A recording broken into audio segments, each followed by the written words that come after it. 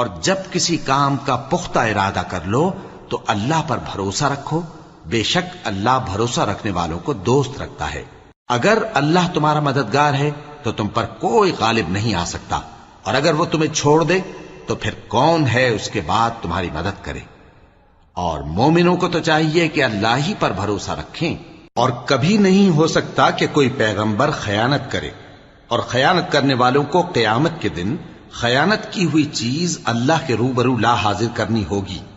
پھر ہر شخص کو اس کے اعمال کا پورا پورا بدلہ دیا جائے گا، اور ان کے ساتھ بے انصافی نہیں کی جائے گی۔ بھلا جو شخص اللہ کی خوشنودی کا تابع ہو وہ اس شخص کی طرح ہو سکتا ہے جو اللہ کی ناخوشی میں گرفتار ہو، اور جس کا ٹھکانہ دوزخ ہے اور وہ برا ٹھکانہ ہے۔